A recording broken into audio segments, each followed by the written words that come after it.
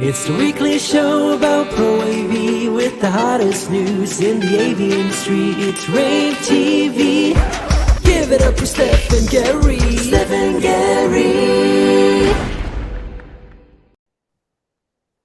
Hey everyone, this is Gary Kay and Steph Beckett for a live show, rAVe TV, the industry's only weekly live TV show, coming to you every Wednesday at noon Eastern and around the world. So if you're in Europe, you're getting ready for dinner. If you're in California, you're just waking up because it's 9 a.m., right, Steph? Exactly. And yeah, Gary and I are here. We're here every Wednesday at noon Eastern, just talking about everything that's happening in Pro AV and Home AV news, current events, and just, other things that we just like to talk about. Yeah, and we come to you live at ravepubs.com on LinkedIn, on my LinkedIn feed. We're also coming to you live at youtube.com/ravepubs, kind of wherever you want to see it, Twitter, Exactly. Facebook, wherever is comfortable for you to see it, you can see us.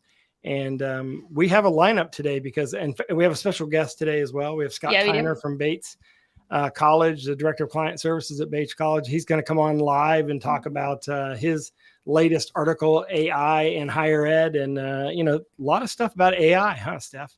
Yes, which is really exciting because we celebrated. I'll talk about it a little more later. But we celebrated, AI Appreciation Day it was on July 16th, which is a Sunday, but we scheduled out stories every hour, all about different facets of AI and how it's going to change Pro AV. So it was very cool. Yeah, and some people are scared of AI. The government is trying to regulate AI, just like they tried to regulate the internet, just like they've tried to regulate social media, just like they've tried to regulate everything. They're trying to regulate AI, and we'd love to hear your opinion on it because,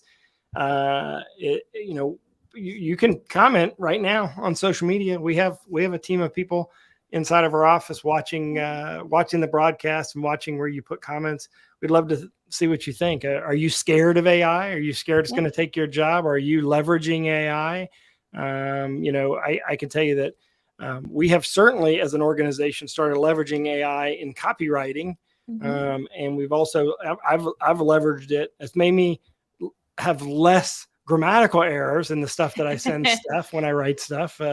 So I know that it's helping me, and certainly there's a lot of AI functionality built into a lot of new products. I mean, you look at projectors that are doing auto calibration now for projection mapping. You look at microphones that are doing, room calibration in real time, right? When somebody joins a meeting or leaves a meeting or walks in the room and leaves a room, they have these AI functionality that's readjusting the mic arrays and then of course camera AIs that are changing the angles of things. And I love, we did a demo. We did the first demo, I think, globally on the Hudley crew, where you're sort of doing like a multi-camera shoot kind of thing using AI. So I see it. I'm excited about AI. I'm not scared of it. Yeah, I mean, I am too. I think that I don't know. I'm going to say that I think it needs a little bit of regulation. I think that everything needs a little bit of regulation. What part of it though? What are you worried about? Of what are we allowed to use it for? Okay. You know what I mean? I think that for being transparent, forcing transparency on whether for sure. I think that things like deep fakes and stuff, we get into really muddy waters there. So I would say that kind of facet of AI needs some regulation. That's what caused the actor strike, the SAG-AFTRA strike. Because there's a clause that said that if they scan an extra on a set, that they have the right to use the likeness of that extra forever in perpetuity. But a lot of, Tom Cruise started as an extra, right? Brad Pitt started as an extra. So I think what they're saying is all these famous people started as extras, and you're asking for, our likeness forever. I think what's happening, somewhat which is that actor's almost it's their intellectual property that these big companies let me ask you this. Able to use forever and not give them any money for it. Okay. Let me ask you this. Okay. Ask me. So, I'm a big Star Wars fan. I know. Right? Yes. Luke Skywalker is Mark Hamill. Right. Right. Han Solo is Harrison Ford. So does that run out? In other words, is it right for Luke or for Mark Hamill to say, in 2070, you can no longer use my likeness for Luke Skywalker. You have to start blanking my face out. So it's a complicated issue, but at the same time, there's a logic to it, right? Because that person is tied to the likeness of Right. the brand, right? I don't think that's so much the issue as like the studios and big corporations not paying the actors. I think a lot of people keep bringing up like famous actors and saying, well, like that's not a problem for them. They're already rich. But for a lot of other actors, like ones in a lot of Netflix shows and stuff, they don't get paid that much. And like for crew and for extras, like they get paid like pennies. And it's also like all of the strikes and stuff, like it has to do with residuals as well, because with like streaming services and how popular they have gotten, residuals are like nothing for actors for most streaming services. Like a lot of them have been really transparent, and like an Orange is the New Black. Do you remember that TV show? Yeah. Oh yeah, I love that show. Yeah. An actress from there who was like a big character on a couple of seasons, she like opened her residual check and the whole thing was $27. Like yeah, that's I mean crazy. it is, but it's a complicated issue, okay? Yeah. Because the other side of that is Tom Cruise is making $30 million personally every time he makes a movie. That's out of the realm of normalcy. Right. So the reason why it seems like the extras aren't making that much is because the top 5% make 99% of the money. Right. So there's this huge disparity. It's sort of like when you have somebody at a company making $1 million and everyone else is making $40,000. Yeah. There's disparity here. But if the person if there was no one making more million and the highest paid person was making 60,000, everybody else is making 40,000. 40,000 seems cheap in Hollywood, but to the rest of us in the rest of the world, it's a pretty good starting salary out of college, right? I mean, so yeah. It's scale. Well, you have to think about it from the scale standpoint, because it's also the issue of like the big wigs at Netflix and Disney Plus and all of them. Like they're making like everything. Like they're making so much money. But it's been the standard, right? I mean, like that. Yeah. That's a whole different issue that I don't know that can be solved with a strike. Yeah. Because just because Bob Iger comes back is making $200 million a year, or $300 million, I think it was when I saw the number. And the extras making $45, there's a problem there, but at the same time, it's just been that way. Right. I mean, they decided to pay him a ridiculous amount of money. Well, anyway, can go. Speaking of movies, we can speaking of movies, about this all day. There's a reason why Steph is dressed in pink today. Yeah. Tell everybody why you're dressed in pink. I am going to see a preview of the Barbie movie. Doesn't she look like Barbie? You look like Barbie today. Thank you. That's so nice. It's like the nicest thing. Thank you. Yeah. I'm Barbie gleam. Thank you. I'm so excited. Who's movie, going as your Ken? Who's your Ken today? My Ken is my best friend Hannah, who is just also a Barbie. So yeah, we're just having a girls' night tonight. We're gonna go see it. I don't even know how we secured. So will you use early? Like what everyone like you who goes and sees the Barbie movie? Will they basically just reuse the Era Tour clothing to go see the Barbie movie? I think so. I think that's like a good way to reuse it. I don't know. I kind of like this new trend of like everyone dressing up to do fun things. Mm-hmm. Like I think that it's just because like a lot of it's because of COVID. Like we were in our houses just like wearing sweatpants for so long that like now that we can go out and do things, everyone's like, man, that's gonna hurt. That's gonna hurt Lululemon sales. Yeah. Well. Oh well. Yeah, I'm so excited. So you're excited about Barbie. I'm excited about Oppenheimer, but I haven't also seen the new Mission Impossible movie, which I'm very excited about. Oh. And by the way, if you go see that movie, I want you to remember that all the stunts that you see, Tom Cruise did himself, including jumping off the cliff. Doing that. He loves doing everything himself, which I respect. The cliff jump he did 6 times to get the shot right. So yeah, and then when you see it, remember that. And then in Oppenheimer, they chose not to use CGI, which of course means that they still use VFX, but just none of the VFX are like created with CGI, which I thought was interesting. Christopher Nolan, he's, I know that like he's typically like a director loved by men, but I see the vision. Like I love what he does as well. Like I loved Batman Begins. I think that that's like one of the Batman best. Series is artwork. It's not even a movie. So it is artwork. If you watch that from the standpoint of the artistic value of that, Mhm. it's amazing. Like you're watching a form of art. It just happens to be in the entertainment genre of a movie. It is artistic beyond pretty much anything else in my lifetime that I have seen. Yeah. And then Dunkirk was amazing. Did you know that he initially did not want to write any lines for the actors? He wanted it all to just like, there weren't very many. No, it's his shortest script he's ever created. It's like less than half the length of any of the other ones he's ever created. But yeah, what a great, this is a good chance for you to go watch the 3 Batman movies, the Christopher Nolan movies, and then watch Dunkirk, and then go watch Oppenheimer, and you have great appreciation. And then wait, what's his other one that's like your favorite that you talk about all the time? The dreaming one. Oh, Inception. Yeah. Yeah. Sorry. Yeah, the dreaming one. The dreaming one. Again, another artistic movie. The color imagery of that movie changes based on what you're watching. So when you're inside of a dream, they go to earth tone colors so that you'll believe in what you're seeing. Because if you use wild colors, people know it's a wild imagination. But if you use earth tone colors during the dream sequences, it seems real. It also helped to remember like which layer of the dream you were in. Yeah, like the third one was like earth tones. I think like the second one was like very blue filtery. Yeah. So that's a good one. I wish I could see that movie for the first time again. Me too. That's, maybe Oppenheimer will be that way too, right? I've only seen it twice, actually. Like I watched it when it first came out, and then I like waited 10 years so that I would forget, and then I like watched it recently on a plane, and it was like kind of same vibe. I have not seen it in a while, so maybe I will try that. Yeah. But, speaking of not seen in a while, CEDIA Expo is coming up in September, the first week of September.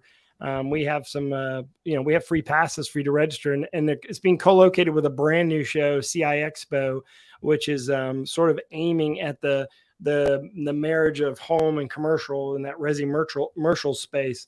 And if you use our code, which is rAVE CE23, which is right there on the screen, rAVE CE23, or you can scan that QR code that's there on the screen, rAVE CE23. Right. So rAVE CE23, you get a free pass to get in to the show. And it's in Denver. There's not a lot of shows in Denver. It's a great place to go. Kind of fun vacation place as well. They have great food. I know Steph has her favorite restaurant there. Yes. I'm very excited.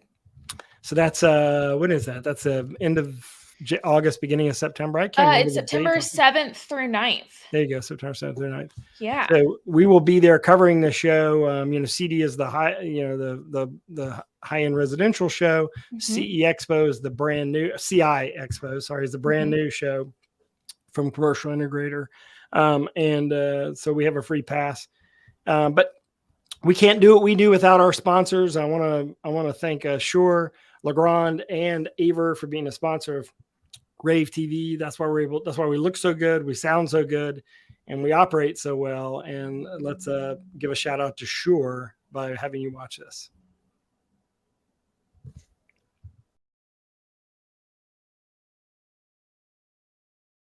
Hi, I'm Ryan. And I'm Justin. What you are hearing right now is not STEM. It's actually an off-the-shelf video bar that's expected to cover a conference room just like this one. Now let's hear the STEM difference. Now this is what your room should sound like. Notice the difference in pickup and audio quality thanks to the all-new STEM sound. The room that we're in right now is a 30 by 15 foot room outfitted with 2 STEM ceilings, which can be mixed and matched with other STEM devices to customize your audio and outfit your room exactly the way that you want it. And with a simple 3-step setup process, you can get your room up and running in no time. Want to learn more about STEM solutions? Then feel free to check us out at shore.com/STEM. Thanks for watching.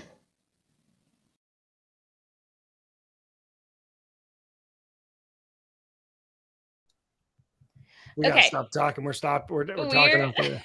We're the 2 chattiest people. So like our producer, we're like talking. Our producer goes 5, 4, 3, 2. Yeah, she always has to remind us, like, okay, and now you guys are going back live. But I brought up AI Appreciation Day, so I wanted to bring that up again. So that was what we celebrated on Sunday, but it's a national holiday. So AI Appreciation Day is all about kind of learning more about AI ethics, appreciating everything that AI can do for our different like industries. But we focused, of course, on Pro AV and how AI, we can leverage different parts of it and really, really work to make it a part of rAVe. So we published a lot of different articles that day. We did one every hour from 9 a.m. to 4 p.m. And so I'm just going to show you guys a few of them. You can go check them out. They are all on ravepubs.com. The first one that I'm just going to breeze through here is one that I wrote on 5 reasons why we love AI. And I focused on a little bit about how we are scared of AI in a lot of ways, about how it's doing things that are really scary. I think the deep fake thing is horrifying. I think that people using it to cheat on college papers is really horrifying. But we're thinking about it the wrong way sometimes. We need to think about how we can use it as a tool to help make our lives easier instead of using it as a way to replace things that we need to do. So I wrote about the few ways that I use AI in my everyday job and about how maybe you could consider using it. Another one is meet your new marketing assistant, ChatGPT, which is basically the same thing. How to use ChatGPT in your marketing role, how to use it to help you and complete a little bit of like things that take you a long time a little bit faster instead of using it instead of your own brain. So definitely go and check that out.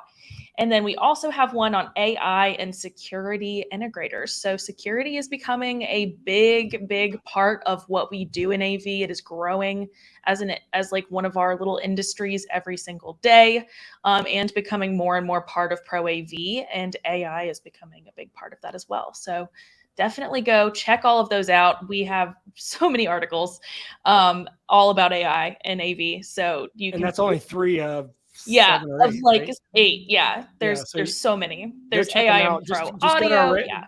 we have phenomenal search on our website now. So if you go to ravepubs.com, go to the search button on the top right corner, just type in AI and you'll find those because it'll build them in the hierarchy that they were posted. So even though we have a bunch of content on AI, you can find them that way. And they're also still mostly on the first 2 pages of the news story. So if you go there, you can see them there as well. And I think did we cross post them with launch as well, or did we only post them? Yes, so there are some that are like launch code exclusive, and those are the ones that are focusing a little more on Megan's side of the industry, all of those really emerging technologies and how those function with AI, like all that's happening with like virtual production and everything. Like those are exclusively on launch code, but on the ones where they kind of like are both of our kind of reigns a little bit, we published them on both of our sites. So definitely check out both of them. Like there are so many great articles on both sites. So highly recommend checking them all out if you haven't already. Excellent. Thank you. And of course. I know that Legrand wants us to talk about the Vadio AV Bridge Nano, Yes, which is a brand new small AV bridge. It's AV very USB. compact.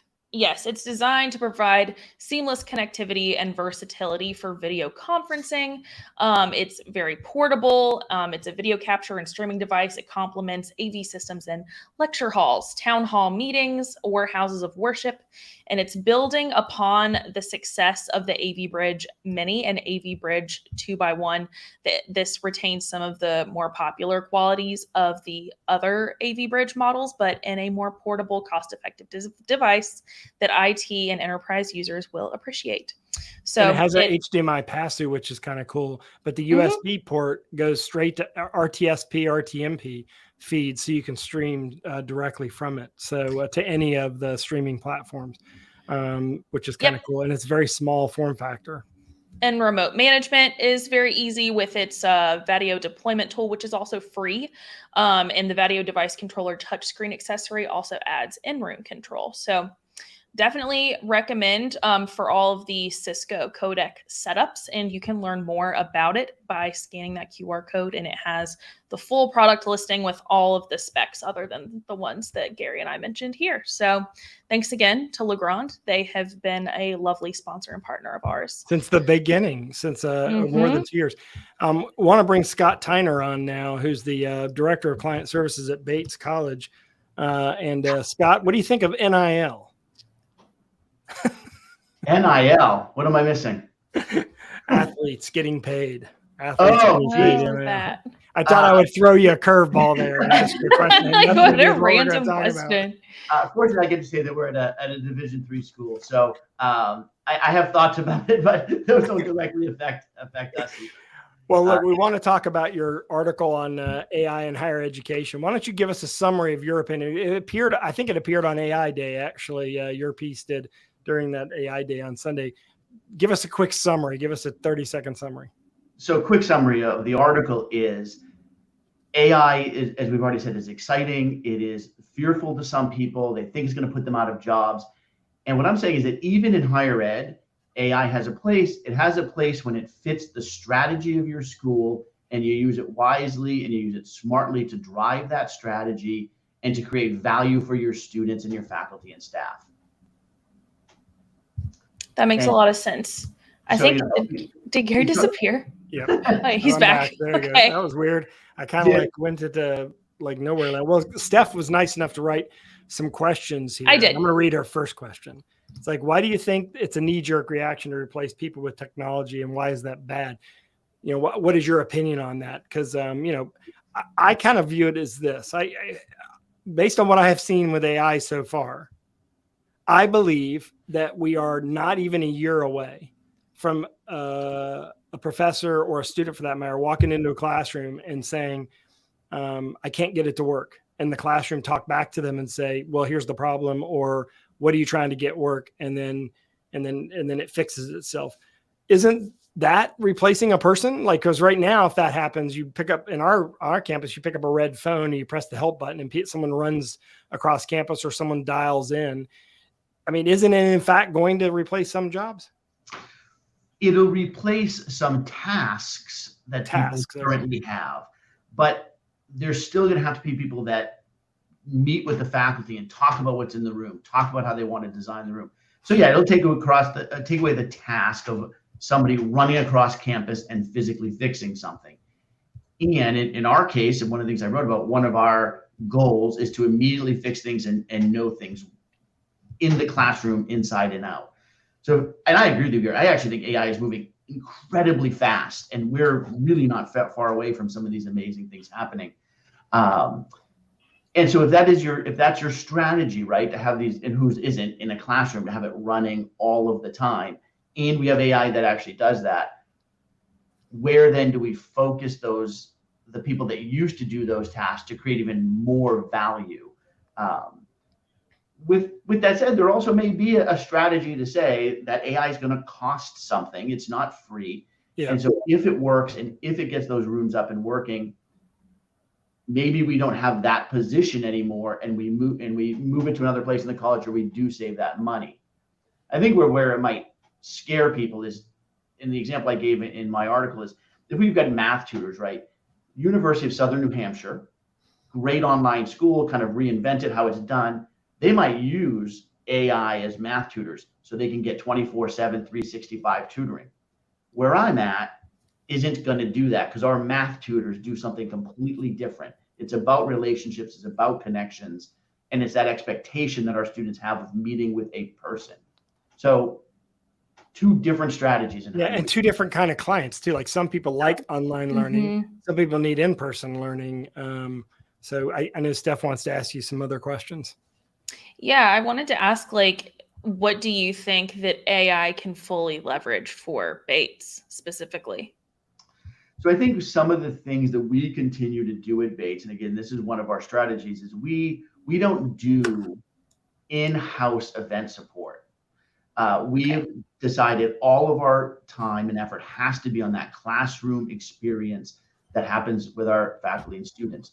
So all of this AI that's in equipment, the microphones, the cameras, the auto balancing, the auto sensing, all of that stuff we're going to leverage, because the less time that we need to spend doing that or paying somebody to come in to do that means we can put our value back into the classroom and supporting our students in that experience. And again, there are schools that value that differently, like a Berkeley College of Music might value that live event in a much different way than we do. That's true. And also, like, if you'd have AI working to quickly find where a problem is in classrooms, like someone's job is going to have to be like managing this AI as well. So like, won't that in a sense create a job? I mean, I think so. Right. So, and I think it might even be the point a year from now that somebody doesn't even say this isn't working. The AI has determined this person's trying to do something. Right. And I know it's not working, so I'm going to fix it. Yeah. That has to be taught to do that. It has to have the right cameras, the right microphones. I mean, for sure. Right. I mean, let's go back 10 years. 10 years ago, you used to have to hit a button to switch the video and the audio separately on the control system, but now they're switched together, right? I mean, it's just I think what you're saying, it's a progression in simplifying technology, simplifying usage. And in the example you just gave is, well, if we have the ability to figure out what they're trying to do, why don't we just do it for them and then wait for them to change it if that's what they really meant, if they meant to do something else. Right. So there should never be a need that a faculty member says, there's no computer coming from the audio, because when they say they want to show a YouTube video, the system should know that. The system should be able to tell there's no audio coming out, figure out why that is, and fix it. Presumably it's not a cable that's been pulled out or something, right? But that has to be managed as technology continues. Like once you put something new in there, the AI isn't going to automatically, you know what I mean? Right. It's like I think the best example of like what this is going to be like, and this is like a very funny, weird example, but if anyone remembers the movie Charlie and the Chocolate Factory, like the 2006 one, the dad got let go from his job because he used to screw toothpaste tubes on the toothpaste, and they got a robot to do that. But they hired him back because they needed somebody to fix the robot every time it broke. So yeah, I think I believe like that the same thing. I do believe that the taster of the Ben and Jerry's ice cream will have a job forever. I don't think that will be replaced by a robot. The person who they on the assembly line, they pick up a pint and they slice it with a knife, and then they take a spoon and scoop out one spoonful and they taste it, and then they go on with their day. That job, I think, is safe. Well, I'm going to see if that job is being advertised anytime then, Gary. It's in Burlington. It's outside of Burlington, Vermont. That is the ultimate job. That is a great job. The ultimate job. Do you know that if you work at Ben Jerry's, you get 2 pints of ice cream every day for free? No. That might be a little excessive. That's a lot of ice cream. Every day. I would want like one. I would want like 2 a month, maybe, because then every day. Think about like when you get sick of it. I don't know. I mean, I have friends that have chickens and they get eggs every day. Do they get? You can use eggs to make other things. You can use ice cream to make other things. Like friends, we can make a lot of friends with 2 pints of Ben and Jerry's a day. That's right. I'd rather have 2 pints of Ben and Jerry's than 2 eggs every day. Okay. This has gotten out of hand. We got to move on. Scott. I don't know where you took us. I don't know how we got here, Scott. What did you do? I don't either. AI. All right. Thanks for joining us, Scott. You want to so connect with Scott, go to LinkedIn and type in his name. He's available. He's there. And he's been at Bates for many, many years and has a lot of experience in higher education. Ask his opinions. He'll give it to you. And he, of course, writes for us. If you want to read all the stuff that he writes, just go to ravepubs.com and go to the blog squad section. You can drop down his name and read all of his columns. And you can check him out at ravepubs.com. Thanks, Scott. Great. Thanks for having me. All right, what's going on with AVER, Steph? I know AVER's got something new they want us to talk about. Yeah, AVER wanted us to talk about how they're very different from a lot of companies. They have so much selection of certified and compatible cameras and accessories for Microsoft Teams, Zoom, Ring Central. They just have a lineup that's just very unlike what a lot of things are in our industry. So definitely they just wanted to remind you guys to check them out, scan the QR code, and just read more about the full lineup that AVER can show you. Check them out. And we got a couple of news stories that we want to talk about today. Yeah, one of them is one I wrote up about LG's plan to become a services company. And over the course of the next 5 years, they're still going to make hardware, but they're going to start giving it away. So imagine walking in a store and you get an LG TV for free because you're watching ads, or you get an LG TV for free, but the apps that you load on are what costs money. And it's sort of like, Apple's that one company's been able to figure out the model of selling the hardware, making money off that, and selling the software, making money off that. Samsung makes the money off the hardware. Nobody buys their apps on their phone hardly. But then you got, Microsoft as an operating system, pretty much giving away the operating system. You're buying the apps, Office, for example, Adobe with the Creative Suite. What LG wants to do is what Adobe's doing, what Microsoft's doing, and that is sell the software and sell the services as well as the apps. So it's interesting. It's going to be an interesting battle, Steph, because you have imagine you launch up Netflix. Well, Netflix has advertising inside their platform, right? And they would say, don't touch our platform. But LG ultimately is serving up that platform. So they could easily insert an ad as the application is opening. Or for that matter, they could pause the show halfway through it, show a series of ads, and there's nothing really Netflix could do about it. It's very interesting. They could choose to not have their platform available on LG, but LG could also choose to add advertising into their platform, or for that matter, do what Apple's done with the Apple TV and sort of like give you a consolidated view of everything rather than an app-based view of everything. But of course, you pay for it on the Apple TV. You pay a monthly service, right? So the Apple TV, you pay a hardware fee, but then you also pay a monthly service to get access to Apple TV. And one of the benefits of that is when you launch an Apple TV, it has all the shows you're watching all lined up and where you are in each show, and you don't even know what app it's in. It doesn't tell you this is a Netflix show, this is a Hulu show. It just lines them all up, but you're paying for that service. LG wants to be that on the television side, but also on all their products. So if you want to read about that, they had a big press conference and a meeting about it where they introduced some new products and technology, but they talked about their vision for the future and how they want to be a services company. This is random, but I forgot that LG stands for Life's Good until I don't know if it does technically anymore. I don't know. I mean, I think it did. I don't know if that, if they've decided that it doesn't stand for that anymore, sort of like BMW, right? BMW used to stand for Bavarian Motor Works, but now everybody just says, so I don't know. I don't know if they would tell you that, but says it on the featured image of the story. They have that giant sign. But it's still there. Life's Good. So I was people don't think about it. And then you have that T-shirt company, Life is Good too. So that's true.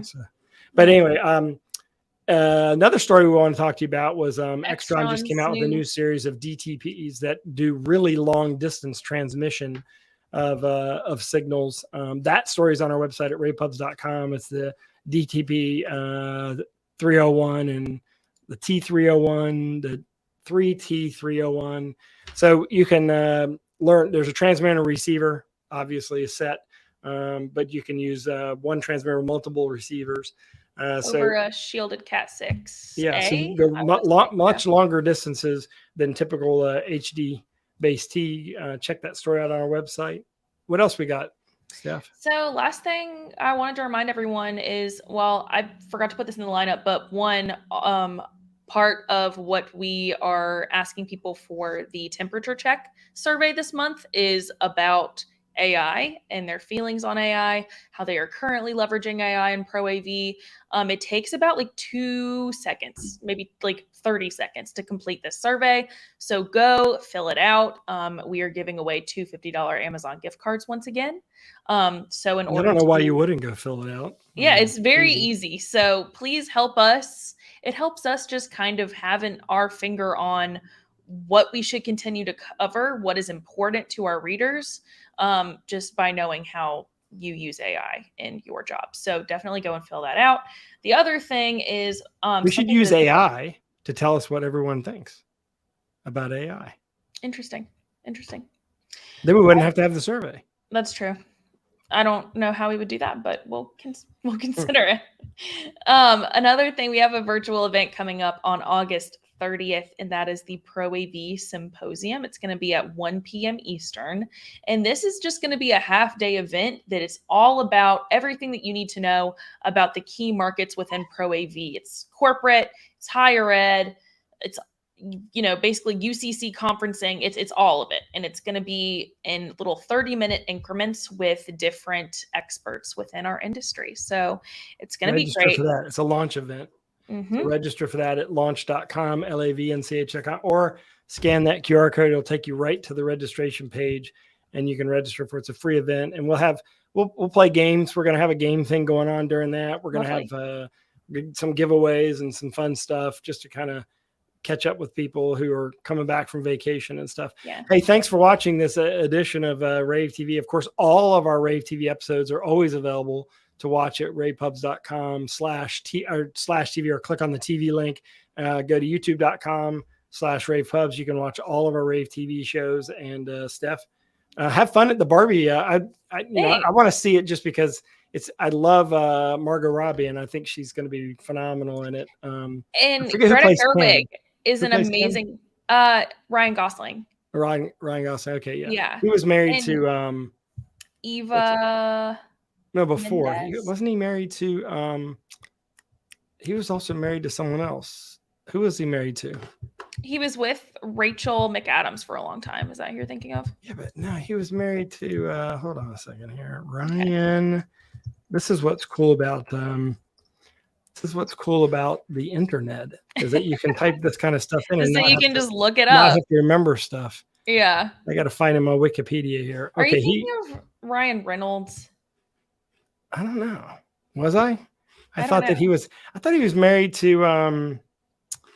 Yeah, maybe not. Was he not married to what's her name, who plays on the HBO show,